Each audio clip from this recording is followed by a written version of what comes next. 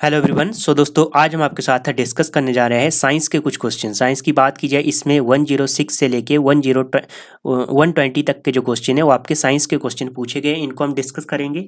और साथ में बात की जाए तो इनके आंसर मैं आपको फाइनल आंसर की के अकॉर्डिंग ही आपको बताऊंगा। यदि किसी भी क्वेश्चन में आपको डाउट लगता है तो आप कमेंट बॉक्स में हमें बता सकते हैं। और दोस्तों, हमारा मकसद यही रहता है कि आपको कम से कम समय में ज़्यादा से ज़्यादा क्वेश्चनों को कवर करवाया जा सके। जैसे कि आपने देखा होगा कि हम एक क्वेश्चन के साथ साथ उसकी चारों ऑप्शनों को सॉल्व करने की कोशिश करते हैं। ठीक है, तो यही हमारा मकसद रहता है। तो शुरू करते हैं दोस्तों। और ये पेपर आपका 860 पोस्ट कोड वाला पेपर है, जिसमें साइंस के क्वेश्चन आपसे पूछे गए थे। शुरू करते हैं। 106 में क्या क्वेश्चन पूछा गया है? डैश के कारण प्लेग होता है। प्लेग किसके कारण होता है? तो इसका राइट आंसर क्या होगा? ऑप्शन बी सही हो जाएगा। जीवाणु के कारण क्या होता है? प्लेग होता है। अब प्लेग की बात आई है तो कौन सा जीवाणु होता है? तो पैस्चुरेला पेस्टिस क्या होता है? जीवाणु होता है। और इसके मुख्य लक्षण क्या क्या होते हैं? एक तो आपको तेज बुखार आना शुरू हो जाएगा, शरीर में गिल्टियां आना शुरू हो जाएगी। ठीक है, अब इससे क्वेश्चन बनेगा कि इससे अंग कौन सा प्रभावित होता है? तो फेफड़ा इससे प्रभावित होते हैं, फेफड़े अंग। ठीक है, और लाल रक्त कणिकाएं क्या होती है? इससे प्रभावित होती है प्लेग के कारण। अब बात की जाए क्षय रोग। क्षय रोग काफ़ी बार पूछा जाता है। क्षय रोग से कौन सा अंग प्रभावित होता है? फेफड़ा होता है प्रभावित। और जो जीवाणु होता है वो कौन सा होता है? ये भी जीवाणु से होता है। तो जीवाणु होता है माइकोबैक्ट्रिस बैक्टीरियम ट्यूबरकुलोसिस क्या होता है? ये जीवाणु का नाम होता है। इसके कारण ये होता है क्षय रोग। इसमें मुख्य लक्षण क्या होता है? बार बार खांसी का आना, और खांसी के साथ क्या होता है? रक्त भी बाहर निकलता है। ठीक है, कफ, खांसी के साथ कफ होता है और रक्त निकलना, ये क्या है? इसके मुख्य लक्षण है। ठीक है, ये आपने ध्यान में रखने हैं। उसके बाद और बात की जाए तो ये आपने यहाँ से इतना एक्सप्लेन ध्यान में रखना। आगे है आपके पास 107। क्या क्वेश्चन है? सामान्यतः उपयोगी मसाला लौंग डैश से प्राप्त होता है। लौंग हमें कहाँ से प्राप्त होता है?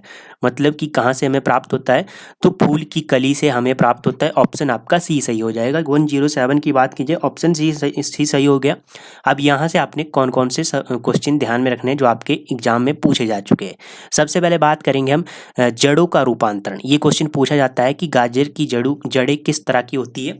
तो गाजर की जड़ किस तरह की होती है? शंकु आकार की होती है। ठीक है, और सलजम और चुकंदर की जड़ होती है कुंभी रूपी होती है। ये भी आपके क्वेश्चन आपके अलाइड के एग्जाम में और एचएस के एग्जाम में पूछा जा चुका है। ठीक है, वहाँ सुमेलित करवाने वाला क्वेश्चन आया था। मूली की बात की जाए तो मूली की होती है तुर्कु रूपी क्या होती है इसकी? ये होती है जड़ होती है। और तनों की रूपांतरण वाली जड़ों की बात की जाए तो आलू की जड़ होती है कंद। ठीक है, हल्दी और अदरक की होती है प्रकंद प्रकंद होती है। और प्याज की होती है सल्क कंद। ठीक है, ये आपने ध्यान में। नाशपाती की बात की जाए तो खाने योग्य भाग होता है पुष्पासन। ठीक है, और सेब का भी पुष्पासन क्या होता है? खाने योग्य भाग होता है। अमरूद की बात की जाए, अमरूद का खाने योग्य भाग क्या होता है? अमरूद, टमाटर और अंगूर का जो खाने योग्य भाग होता है वो आता है फल भीति या बीजांड डांस। क्या होते? ये क्या होते हैं इसके खाने योग्य भाग होता है फल भीति। ठीक है, ये आपने ध्यान में रखने हैं। आगे है आपके पास 108 में क्या क्वेश्चन पूछा गया है? क्वेश्चन पूछा गया आपसे कि प्रकाश संश्लेषण के दौरान उत्पन्न होने वाले ऑक्सीजन का स्रोत है। प्रकाश संश्लेषण के दौरान उत्पन्न होने वाले ऑक्सीजन का स्रोत क्या है? ऑप्शन आपका बी सही हो जाएगा, जल। ऑप्शन बी सही हो गया। अब यहाँ से आपने कौन कौन से क्वेश्चन ध्यान में रखने हैं जो आपके एग्जाम में पूछे जा चुके हैं। पहला क्वेश्चन पूछा गया है यहाँ से, जो आपके एचएस के एग्जाम में बना था, कि साबुन के घोल से बुलबुले बनना, मतलब इसका मुख्य कारण क्या है? पृष्ठ के तनाव के कारण ये होता है। ठीक है, एक क्वेश्चन पूछा गया है कि पतली सुई पृष्ठीय तनाव के कारण पानी में तैराई जा सकती है। ठीक है, कि पतली सुई पानी में किस तरह से तैराई जा सकती है? तो पृष्ठीय तनाव के कारण ये पानी में तैराई जा सकती है। और एक क्वेश्चन पूछा गया है कि जो आपकी वर्षा की बूंदें होती है गोलाकार क्यों होती है? तो वो होती है पृष्ठीय तनाव के कारण। क्या होती है? जो पृष्ठीय तनाव के कारण द्रव की बूंदें गोलाकार होती हैं। ठीक है, ये क्वेश्चन आपसे पूछे जा चुके हैं किसी ना किसी एग्जाम में। आगे है आपके पास, कौन से पारितंत्र में घास स्थल अंतर्विष्ट है? तो इसका राइट आंसर क्या होगा? इसका राइट आंसर होगा आपका 109 की बात की जाए, ऑप्शन सी सही हो जाएगा, भौमिक। ठीक है, ऑप्शन आपका भौमिक सही हो गया। अब यहाँ अगला क्वेश्चन है आपके पास 110 की बात की है। इसमें क्या क्वेश्चन पूछा गया है? कौन सबसे बड़ा जीवित पक्षी है। जीवित पक्षी की बात की गई है तो इसमें राइट आंसर क्या होगा? ऑप्शन आपका बी सही हो जाएगा, शुतुरमुर्ग। ऑप्शन बी सही हो गया। अब यहाँ से एक और क्वेश्चन पूछा जाता है कि सबसे बड़ा स्थलीय पक्षी पूछा जाए तो शुतुरमुर्ग आपने बताना है, शुतुरमुर्ग। और सबसे बड़ा अंडा यदि पूछा जाए तो किसका है? शुतुरमुर्ग का सबसे बड़ा अंडा होता है। ठीक है, अब यहाँ से आपने कौन कौन से सब क्वेश्चन ध्यान में रखने हैं, तो यहाँ से आपने कौन कौन से क्वेश्चन ध्यान में रखने हैं जो आपके एग्जाम में पूछे जा चुके हैं। तो पहला तो आपने ध्यान में रखना है कि सबसे लंबी अस्थि आपकी कौन सी है? तो आपकी फीमर अस्थि है, ये जांग वाली अस्थि, ये आपकी अस्थि, ये सबसे बड़ी अस्थि है। सबसे बड़ी अंतस्त्रावी ग्रंथि यदि पूछा जाए तो थायराइड आपने बतानी है। और सबसे छोटी अंतस्त्रावी ग्रंथि पूछी जाए तो पिट्यूटरी ग्रंथि है आपकी यहाँ। ठीक है, सबसे छोटी अंतस्त्रावी होगी पिट्यूटरी ग्रंथि, और सबसे बड़ी अंतस्त्रावी ग्रंथि की बात की जाए तो थायराइड आपने बतानी है। ठीक है, 3 क्वेश्चन तो ये ध्यान में रखने हैं। और क्वेश्चन आपने आरबीसी का जीवन काल आपने ध्यान में रखना है, ये डायरेक्ट क्वेश्चन पूछा जाता है, 120 दिन होता है। डब्ल्यूबीसी का जीवन काल की बात की जाए तो 2 से 5 दिन के बीच में होता है। ठीक है, और कौन कौन क्वेश्चन ध्यान में रखने? एक तो आपने ध्यान में रखना है सबसे लंबी स्तनी की बात की जाए, सबसे लंबी स्तनी की बात की जाए तो जिराफ होती है। सबसे बड़ा स्तनीय की बात की जाए, स्तनी होता है नील बेहेल। सबसे छोटी चिड़िया की बात की जाए तो हर्मिंग बर्ड, ये क्वेश्चन भी पूछा जा चुका है। ठीक है, सबसे छोटी चिड़िया हर्मिंग बर्ड। ठीक है, ये आपने ध्यान में रखना है। आगे है स्कर्वी डैश की कमी के कारण होता है। स्कर्वी रोग किसकी कमी के कारण होता है? तो इसका राइट आंसर होगा 111 की बात की जाए, ऑप्शन बी विटामिन सी के कारण क्या होता है? स्कर्वी रोग होता है। ठीक है, रासायनिक नाम की बात की जाए तो एस्कॉर्बिक अम्ल इसका क्या है? रासायनिक नाम है। ठीक है, विटामिन सी का। उसके बाद अब बात की जाए इसके स्रोत क्या क्या है, मतलब कि किसकी कमी से विटामिन सी को पूरी किया जा सकता है? तो नींबू से पूरा किया जा सकता है, संतरा, नारंगी, पत्ती वाली सब्जियां। ठीक है, अब बात करेंगे हम विटामिन बी। विटामिन B1 की बात की जाए तो बेरी नामक रोग किससे होता है? बेरी नामक रोग होता है विटामिन B1 के कारण। ठीक है, अब बात की जाए विटामिन सी के कारण क्या होता है? मसूड़े फूलना भी होता है विटामिन सी के कारण। विटामिन ए के कारण आपको रतौंधी रोग होता है। ठीक है, उसके बाद विटामिन डी की बात की जाए तो इसका नाम, रासायनिक नाम कैल्सीफेरोल है। ठीक है, और इससे क्या होता है? रोग होता है रिकेटस, जिससे क्या होता है? सूखा रोग भी कहा जाता है। ठीक है, और दांतों का सड़ना ये भी होता है इससे, आपके विटामिन डी से। इसका स्रोत क्या क्या है? एक तो दूध है, अंडा है, सूर्य का प्रकाश है। ठीक है, विटामिन के की बात की है, इसमें रुधिर स्राव का होना ये मुख्य कारण है। ठीक है, विटामिन के की कमी के कारण क्या होता है? रुधिर स्राव का होना। ठीक है, ये आपने ध्यान में रखने हैं। आगे आपके पास 112 की बात की जाए, ठीक है, हमारे शरीर की ऊर्जा कौन प्रदान करता है? हमारे शरीर को ऊर्जा कौन प्रदान करता है? तो इसका राइट आंसर होगा कार्बोहाइड्रेट। ऑप्शन आपका डी सही हो जाएगा। अब यहाँ से बात करेंगे हम प्रोटीन की। सबसे आवश्यक अमीनो अम्ल पाया जाता है सभी में, प्रोटीन की बात की जाए सभी में आवश्यक अमीनो अम्ल पाए जाते हैं प्रोटीन में। विटामिन की बात की जाए तो एक क्वेश्चन पूछा जाता है यहाँ से कि वसा में घुलनशील कौन कौन सी विटामिन है? तो ऐसा दिया जाता है क्वेश्चन, या जल में घुलनशील कौन सी विटामिन है? तो वसा में घुलनशील विटामिन की बात की जाए तो विटामिन ए है, विटामिन डी है, विटामिन ई है और विटामिन के है। जबकि जल में घुलने वाली जो आपकी विटामिन है वो कौन है? वह है बी, विटामिन बी और विटामिन सी। ठीक है, ये जल में घुलनशील है। ठीक है, उसके बाद वसा की बात की जाए तो 1 ग्राम वसा में 9.3 कैलोरी ऊर्जा प्राप्त होती है। एक ग्राम वसा से हमें कितनी कैलोरी ऊर्जा प्राप्त होती है? 9.3 कैलोरी ऊर्जा प्राप्त होती है। ये आपके एचएस के एग्जाम में क्वेश्चन पूछा जा चुका है। ठीक है, पित्त का स्राव डैश से होता है? पित्त का स्राव डैश से होता है? 113 की बात की है, इसमें क्या होता है? ऑप्शन आपका बी सही हो जाएगा, यकृत। ठीक है, यकृत की बात की जाए, एक क्वेश्चन यहाँ से ये बनता है कि पीलिया से कौन सा अंग प्रभावित होता है? तो यकृत प्रभावित होता है पीलिया से।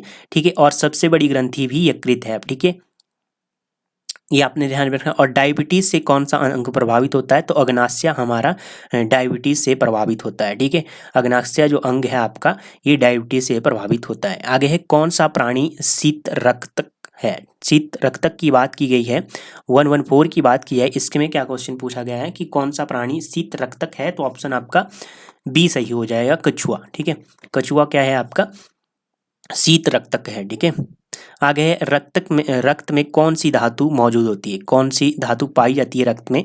तो इसका राइट आंसर होगा लोह, आयरन आपकी पाई जाती है। ऑप्शन आपका डी सही हो जाएगा। ठीक है, अब बात करेंगे आयरन की कमी से क्या होता है आपको एक तो होमोग्लोबिन की कमी के कारण ये होता है, ठीक है। जो आपकी आयरन की कमी के कारण एक तो आपका होमोग्लोबिन मतलब कि थक्का बनना बंद हो जाता है शरीर के ऊपर जब भी यहाँ पे आपके कहीं कट लग जाता है, ठीक है। और इसके स्रोत क्या है? इसके स्रोत है मांस के खाने से, अंडे के खाने से हमें आयरन की कमी पूरी होती है। अनाज और हरी सब्जियों के खाने से हमें आयरन की कमी जो होती है वो पूरी होती है, ठीक है। कैल्शियम की बात की जाए, कैल्शियम में दांत और हड्डियों में कमजोरी आ जाती है यदि कैल्शियम की कमी हो। और इसके स्रोत कौन कौन से? दूध है, पनीर है, हरी सब्जियां हैं, ठीक है। ये क्या है? अंडा है। ये क्या है? इसके कैल्शियम के स्रोत है, ठीक है। सोडियम की बात की जाए, सोडियम खाने के नमूने से हमें प्राप्त होता है सोडियम। और इस कमी सोडियम की कमी के कारण क्या होता है? भूख की कमी होती है और पेशियों में ऐंठन आना शुरू हो जाती है, ठीक है।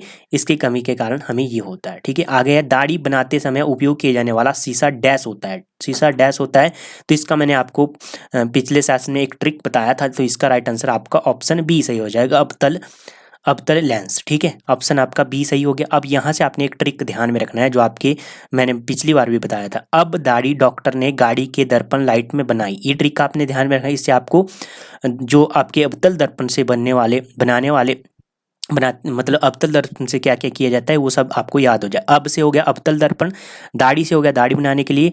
डॉक्टर की बात कीजिए, डॉक्टर उपयोग करता है शीशे का, उसमें भी अबतल दर्पण होता है। और गाड़ी की हेडलाइट में भी क्या होता है? आपका अबतल दर्पण का प्रयोग किया जाता है। और आपके जो नाक को देखने के लिए और आँख को देखने के लिए भी क्या होता है? ये अबतल दर्पण का ही प्रयोग किया जाता है। और बात की जाए उत्तल दर्पण की, तो आपको पता है कि गाड़ी के पीछे देखने के लिए हमें उत्तल दर्पण का प्रयोग किया जाता है, ठीक है। अब यहाँ से क्वेश्चन पूछा जाता है कि निकट दृष्टि दोष के लिए हम किस लेंस का प्रयोग करते हैं? तो अबतल लेंस का प्रयोग करते हैं, ठीक है। ये आपने ध्यान में रखना है, निकट दृष्टि दोष के लिए हम किस लेंस का प्रयोग करते हैं? तो आपने अबतल लेंस बताना है, ठीक है। और दूर दृष्टि, दूर से आपने ध्यान में रखना है। दूर की बात की जाए तो द के पैर में ऊ की मात्रा है, तो उत्तल लेंस इसमें होगा, ठीक है। उत्तल लेंस होगा। दो के पैर में ऊ देखना आपने, और आपको याद आ जाएगा कि उत्तल लेंस का प्रयोग होता है। दूर दृष्टि दोष के लिए आपको उत्तल लेंस का प्रयोग करना पड़ता है, ठीक है।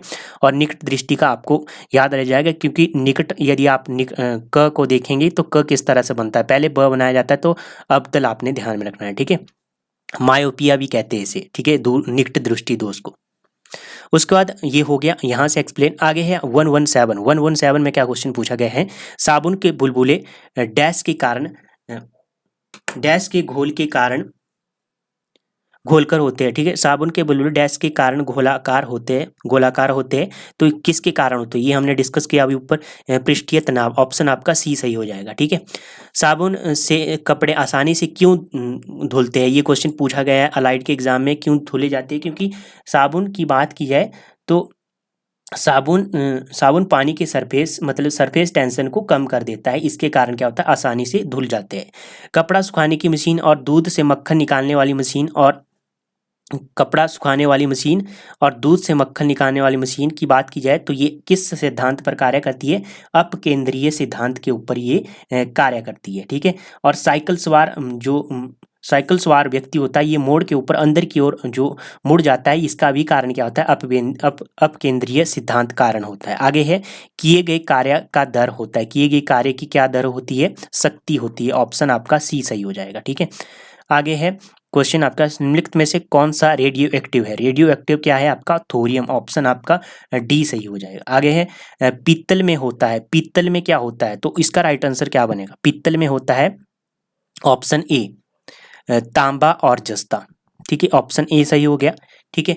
और बात की जाए पीतल का प्रयोग तार मशीन के लिए किया जाता है, ठीक है, तारों के लिए किया जाता है पीतल का प्रयोग। और की बात की जाए पित्तल का प्रयोग और क्या कि कहाँ किया जाता है? और किया जाता है मशीनों के पुर्जे के लिए और बर्तन बनाने के लिए, ठीक है। और तांबा और टीन की बात की है, इसमें कांसा किससे बनता है? तांबा और टीन से बनता है। इसमें मूर्तियाँ बनाने के लिए हम कांसे का प्रयोग करते हैं, ठीक है, कांसे का प्रयोग करते हैं। और बर्तन बनाने के लिए भी हम कांसे का प्रयोग करते हैं, ठीक है। कांसा कैसे बनता है? तांबा और टीन से। और जो आपका पीतल है वो कैसे बनता है? तांबा और जस्ता। ऑप्शन ए सही हो जाएगा, ठीक है। तो ये हो गए साइंस के क्वेश्चन जो हमने आपके साथ डिस्कस किए दोस्तों। बाकी मिलते हैं नेक्स्ट सेशन में, तब तक के लिए जय हिंद जय भारत।